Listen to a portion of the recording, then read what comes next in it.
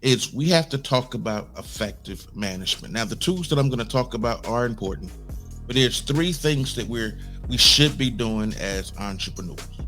We need to manage our people, our processes, and our products. So before I get into the tools, I just kind of want to lay a foundation. Five tools and or processes, because some of these tools will require processes that you need to think about. Number one,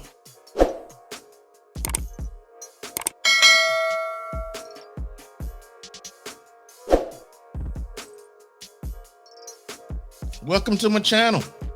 My name is Dr. Curtis A. Merriweather Jr.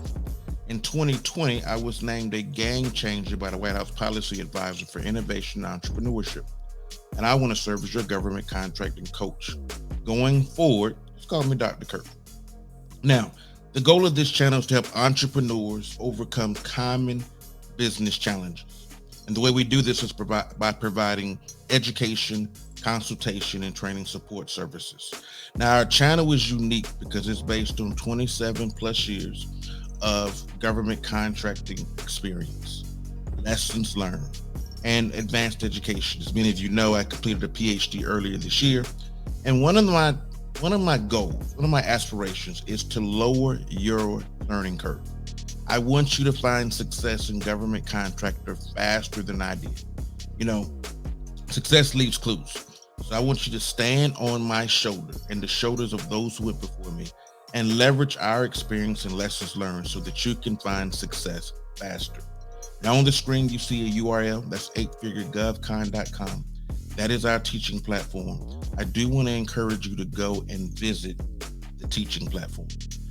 Browse around. Look, I'm sure that some of your questions will be answered as you visit that site. Now, if you're interested in going directly to the store, just go to the 8figuregovcon.com /store, and you'll go immediately to our course store library. Now, for those who are new or seasoned in government contracting, I highly recommend the 8-Figure Government Contracting 5X Mastery Program Bundle or the 8-Figure Government Contracting course for barbers and cosmetologists. So all I'm going to say about that, I want to jump into our topic for today. Now, before I get into my topic today, I need you to like, share, subscribe, and hit the notification bell. So anytime I produce new content, you will be promptly notified. So I want you to like, share, and subscribe so that other people like you looking for great government contracting content can find our channel just like you did. Now, today's topic is I want to talk about the 5 tools for success. I want to talk about the tools that you should be implementing in your business. Now, I am not naive enough to believe that you're going to be ready to implement everything I'm going to talk about today, but you do need to be thinking about processes that you want to implement into your business until your company gets to such a size and state where it can actually purchase these information systems that I'm going to talk about today. But before we jump into the information systems, I want to talk about something very briefly.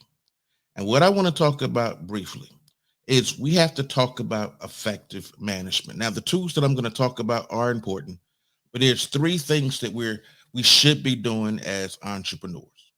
We need to manage our people, our processes, and our products.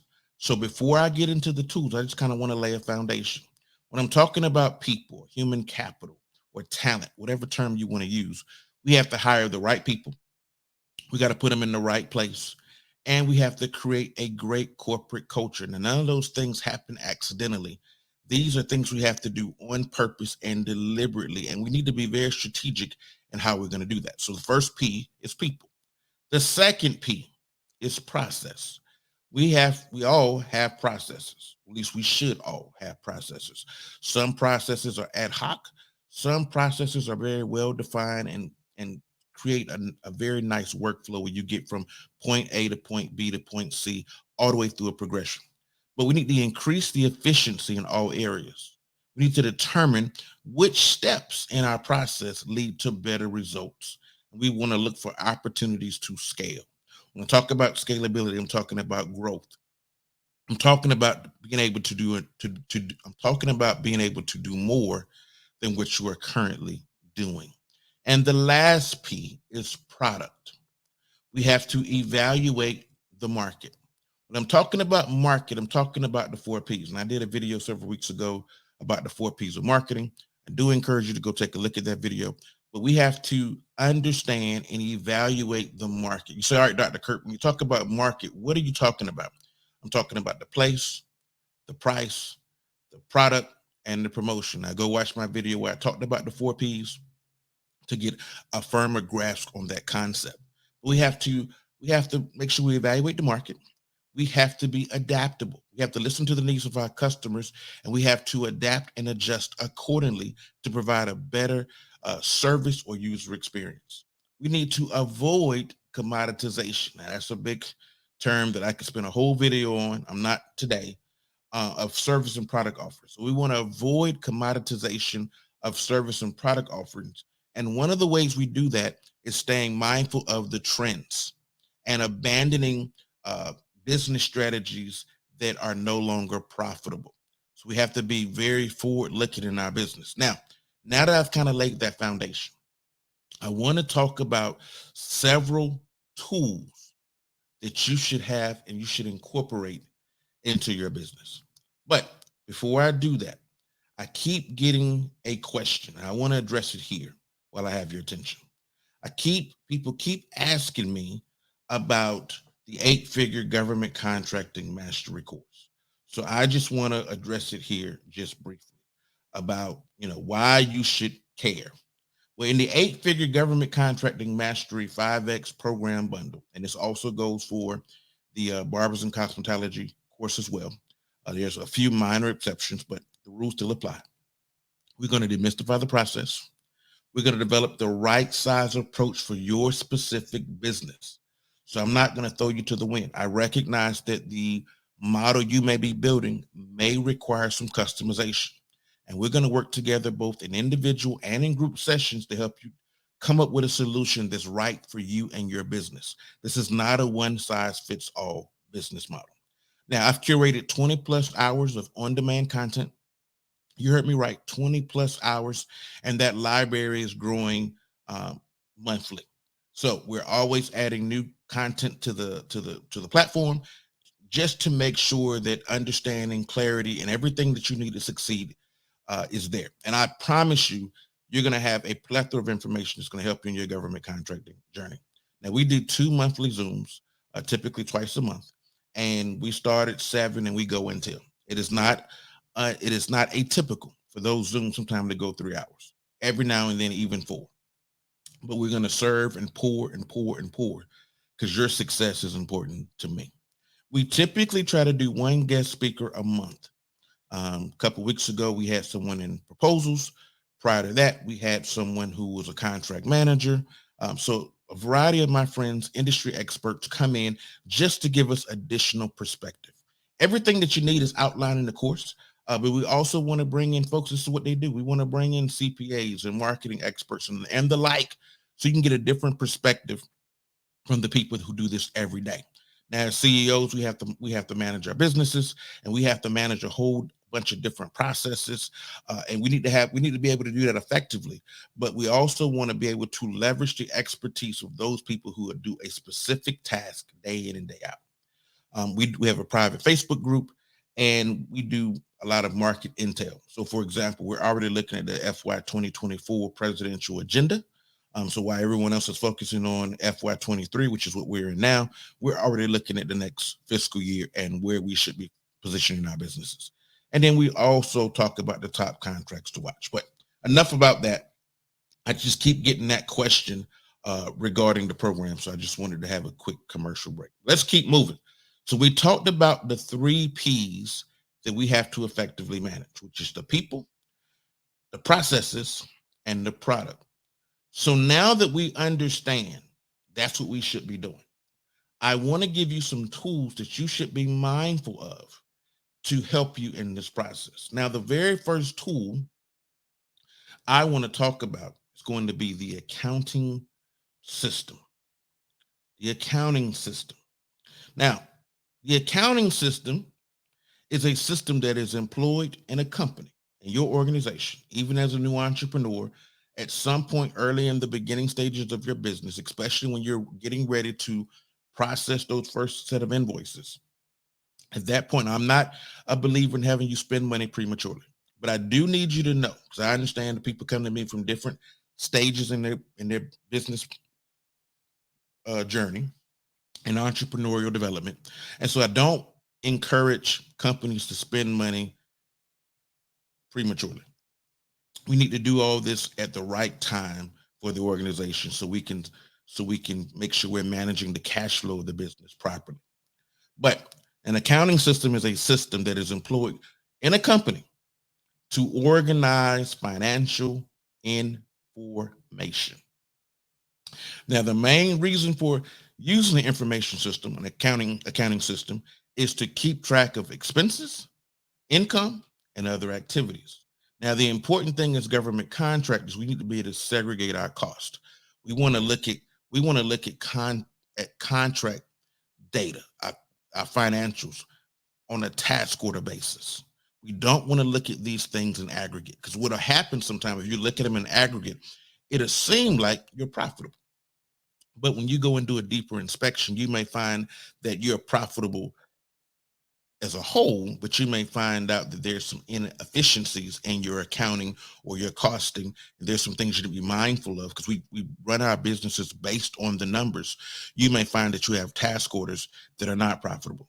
So we want to do everything we can to make sure that each task order is profitable. Now, not to belabor this, sometimes that's not possible for a whole bunch of reasons up front. But we want to make sure that we're at least mindful and tracking and monitoring our businesses effectively. The business will not run itself, and you have to keep your eye on your numbers. You have to know your numbers. Do you know what your wrap rate is? Do you know what a wrap rate consists of?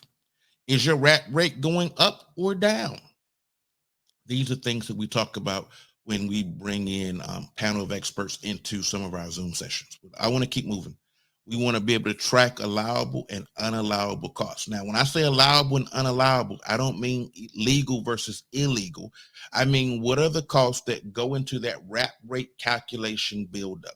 If you go back in previous videos, I've talked about pricing, and I go into depth about the right wrap rate and what the wrap rate consists of. So if that term is unfamiliar to you, I want you to go back and watch my videos on pricing, and I'll try to append them to the end of this video as well. Now, talking about the accounting system still, we have to manage corporate profitability. That's your P&L, also known as your profit and loss statement. Now, what tools, we want to talk about tools here. What tools should I be mindful of when looking to implement an accounting system? When many new government contractors get started, many start with QuickBooks. Now, you can run QuickBooks for up until about $25 million. So for my new government contractors, you can run QuickBooks up to about $25 million. Now, I'm going to say this. For those who decide to use a QuickBook implementation for their accounting system, you will have to get some add-ons. Now, it's been quite a while. I mean, a long time since we've used QuickBooks.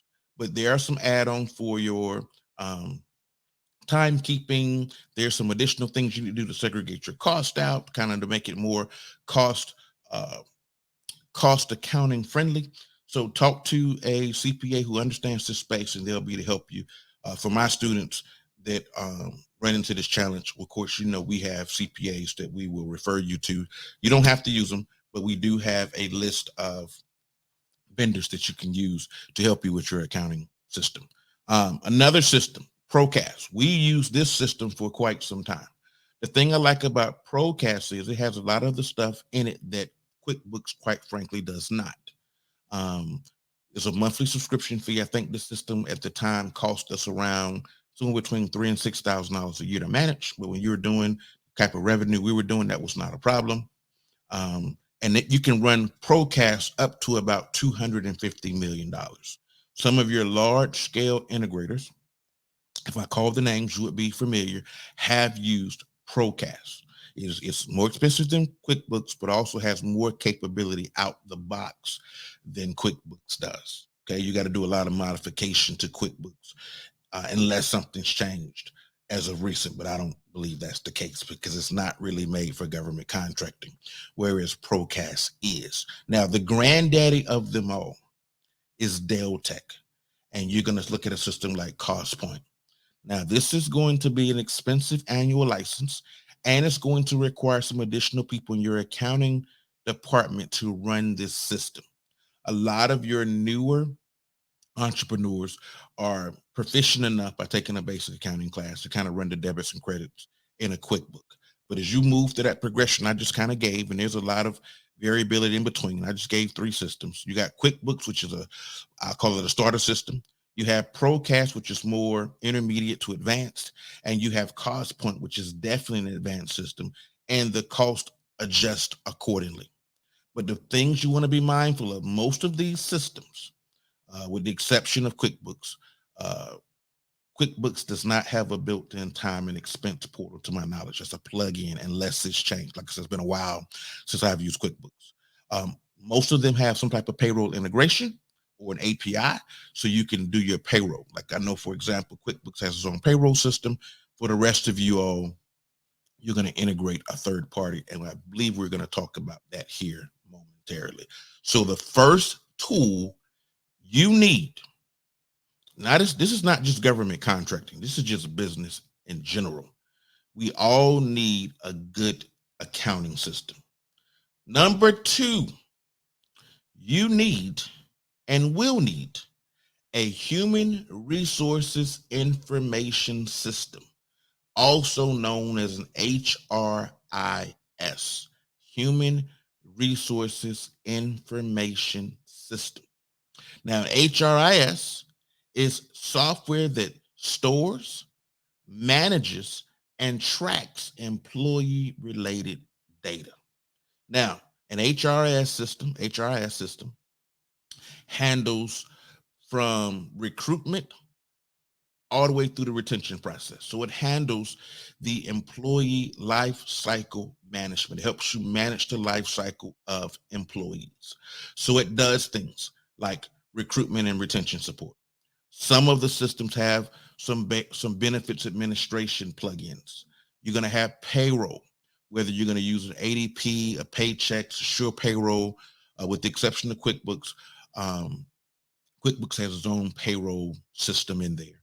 But most of us use ADP, Paychex, Sure Payroll, and if I left your favorite payroll system out, please forgive me. But those are the more popular ones. Now, there are pros and cons to each one of those payroll administrators. I won't get into that in this video.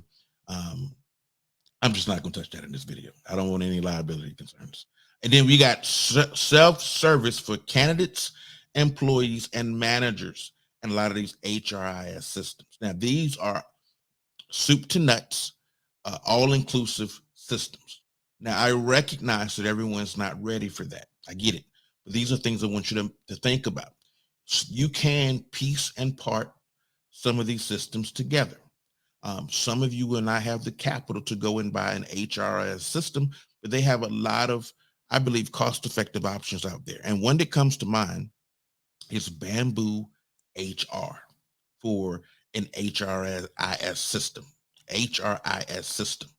Another one is CATS One. This is an applicant tracking system. So when companies come to me and say, I don't know how to recruit, these are the kind of systems that I help them put in place to recruit their workforce. And here's a big daddy, Oracle Taleo.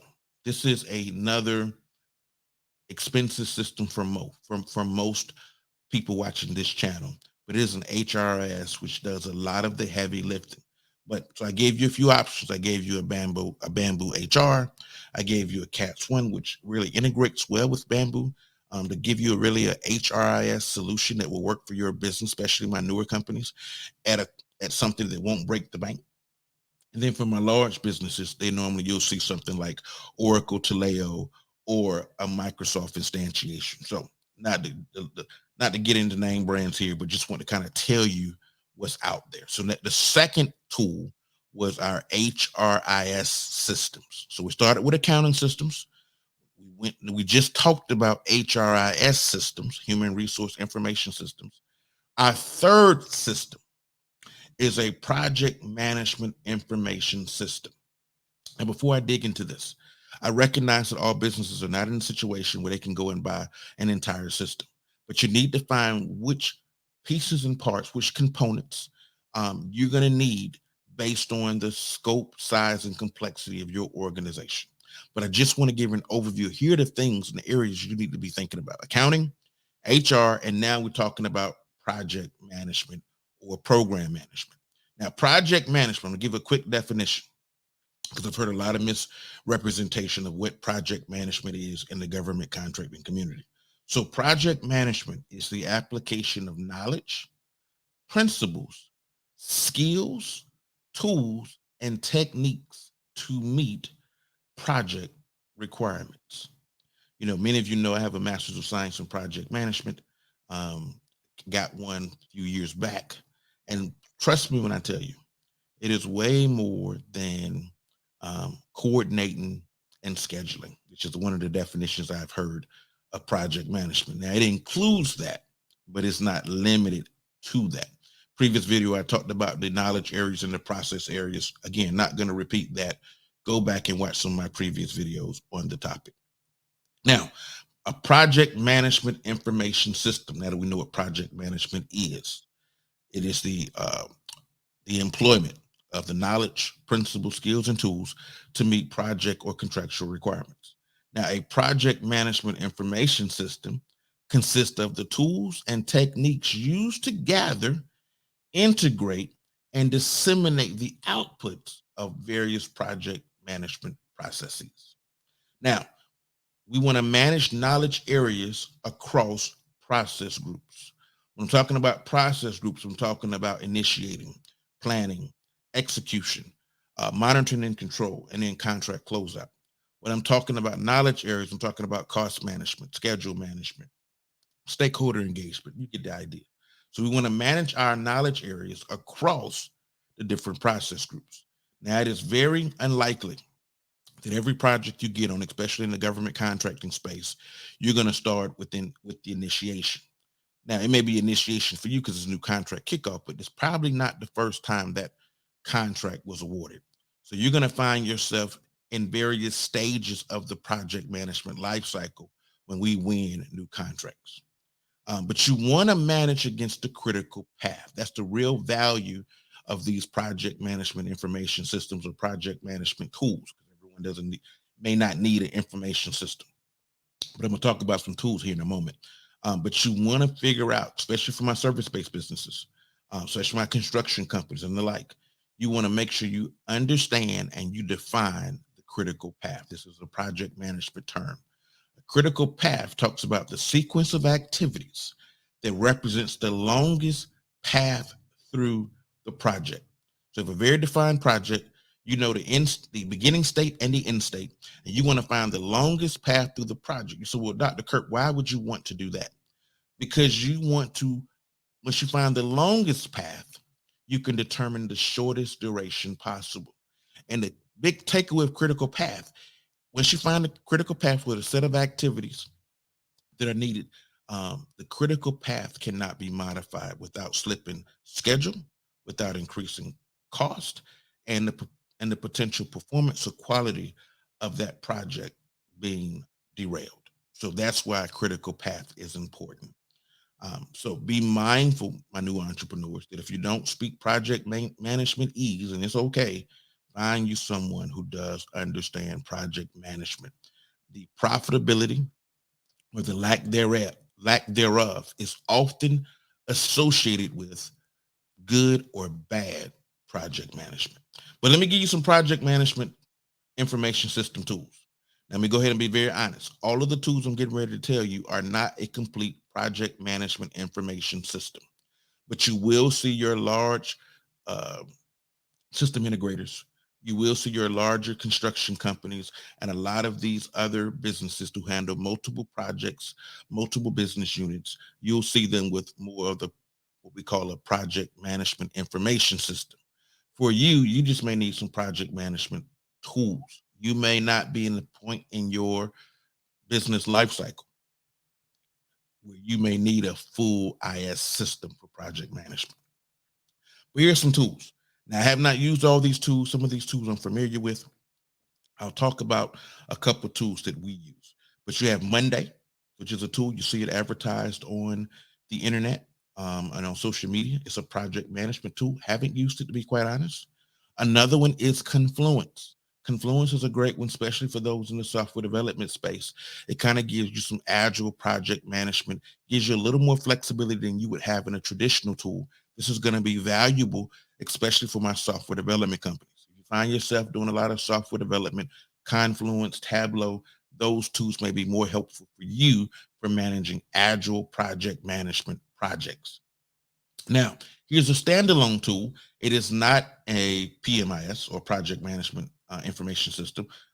MS Project. MS Project is a good bare bones. It'll help you get in and get out if you know how to use it. It'll help you, plan your projects out. So Project MS Project is a good standalone tool if you need something that, quick and dirty to help you get in and out. Now, some of the more advanced systems would be a Deltek DM Compass. I'm a fan of Deltek. I like a lot of their stuff. I think they do a pretty good job. Um, they do a very good job of integrating a lot of stuff. So I am a Deltek fan personally, but it takes time to be able to have the profitability to afford a lot of the Deltek solutions. But I do like Deltek. And then a oldie but a goodie is Primavera. Primavera has been around for a long time. It does project management. It's very known for earned value management, or EVM. It's a very good EVM system. They have made some updates to be what most people would consider a PM system. Okay, but it is in government contracting space. I do prefer Deltek solutions. Deltek is not giving me a dime to say this, but Deltek, if you see this, we might need to have a conversation. Number 4, you need to have a handle on your market intelligence tools. So we've already talked about number 1 was our accounting systems. Number 2, we talked about HRIS. Number 3, we talked about the project management information systems or standalone tools. Number 4, we're talking about market intel tools. Now, market intelligence is information on an industry or market segment that can inform strategy and give a company a competitive edge. We know data is the new gold. So when we talk about market intel, we talk about data. Now, market intelligence consists of data points like competitor research, customer data, focus groups, sales, and survey responses. Now, there's some free tools out there that many of you guys have probably heard floating around if you've been in the government contracting streets on YouTube. Number 1 is USA Spending, one of my personal favorites. I just like the interface. I normally start with USA Spending, and then I progress to another system called the Federal Procurement Data System, also known as FPDS. Now, and of course, we got a lot of modules on USA Spending and FPDS, so you can get up and running quickly how to use those tools to inform your business development process. Now, there are some paid tools that do market intel. Now, let me say this before I get into the paid tools. Everything that's in the paid tools, I trust about 50% of what's in the paid tools. Just gonna be very honest. So I don't want you to feel like you're at a disadvantage if you're not in a place yet where you can afford the paid tools. I trust, I'll be very honest, I trust about 50 to 60% of what's in the paid tools. I have found errors in the data in the paid platforms, one in particular, but I'm not going to call the name. Okay. Now, some of the paid tools include Bloomberg Government. You got GovTribe. GovTribe is probably the least expensive of all of these, by the way. And then you have GovWin. Now, GovWin is made by Deltek. I told you guys I'm a Deltek fan. Bloomberg Government and Deltek, I think, do unique things. But you need to, when your business gets to that point, you need to figure out which one you prefer and why. They're both market intel, but I think they look at the market differently, and that's a good thing. But those are some of your paid tools, and there are plenty others, but I think those are three of the most popular paid tools, and the least expensive would be a GovTribe, and probably more affordable for many. And then I left one off the list, free. You always can go and look at sam.gov under contract opportunities, look at contract history. So you got FPDS, USA Spending, um, sam.gov under contract opportunities. You can go and look at some archival data. And the paid tools, you got Bloomberg Government, GovTribe, GovWin, and I'm sure there are plenty more. Those are just three that I listed. And all you're trying to do here is get actionable data. Now, it's not enough just to have the data. You got to know what to do with the data when you get it. And of course, my course can help you with that. Now, last but not least, number 5 is customer relationship management software, CRM, customer relationship management. And it's just what it sounds like. It helps you manage your customer relationships. So customer relationship management software enables your sales team. I understand if you're brand new, you don't have a sales team yet. I get it. I was there at one point too. But it enables our sales professionals, business development, capture managers, proposal people, more your BD and capture them, and marketing teams to track all interactions that have taken place with a prospect or customer. And a prospect and a customer are not the same. I'm not going to go through basic definitions here today, but it basically manages the sales cycle, helps to manage. It doesn't do it for you. It helps to manage the sales cycle of your business development capture management processes. We want to move customers through the sales process and create a business development pipeline. Now, I despise a lot of the information that I hear on social media regarding government contracting. A lot of individuals will encourage you to just write a proposal. You're not winning contracts because you're not writing proposals. I'm not even going to do that today. Make sure you have a very solid sales process. Make sure it is repeatable. Make sure it has various milestones to make sure you can successfully move a prospect to a customer, and make sure you can move them successfully through the pipeline in such a way where it's repeatable, and your marketing, your sales, your business development, capture management, whatever title you want to use, make sure they're able to move them predictably through the process. Because we want to attract, we want to capture, we want to convert and retain our customers. Remember, they start off as a prospect. We want to move them to customer. And then how do you develop, foster, and grow a business development pipeline? That's what you need to ask yourself. How are you going to do that? How are you going to do it effectively? And it can't just be you going on sam.gov and just putting in random proposals. That is not a process. That is taking action, but oftentimes it's not productive, especially if you don't understand how to properly evaluate a proposal and respond to a proposal. And I'm not interested in you wasting time. I remember early on writing a proposal, had no clue what I was doing, and I did not win work that way. And that's pretty much what I want to talk to you guys about today. So we, in summary, we discussed 5 tools and or processes, because some of these tools will require processes that you need to think about. Number 1, accounting systems. Number 2, HRIS. Number 3, project management information systems.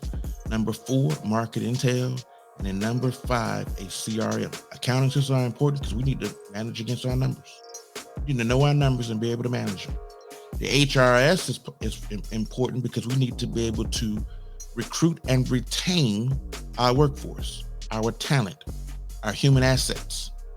A project management information system is important because we need to be able to manage our projects. Success or failure for companies often rides on the wave of how well we do project management. Market intel, it's the new gold. Data is king. How do I create a competitive edge, a competitive advantage over the competition? How do I compete or create a blue ocean? It's going to be based on the data. And then number 5, my CRM, my customer relationship management, is just that. I got to manage the customers, go from prospect to customer. I need to move them successfully through and step them through.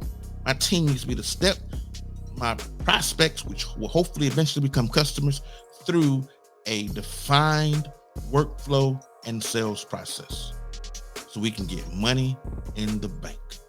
We can get top line and bottom line revenue growth. But that's all I got for today.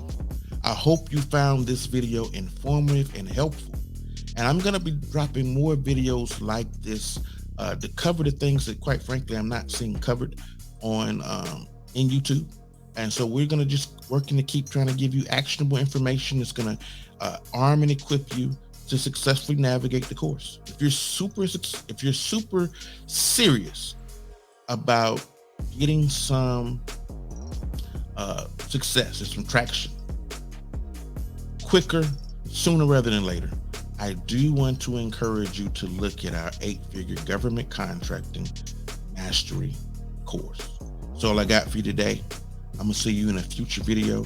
I want you to go back and watch some of my other videos, and I'll see you soon.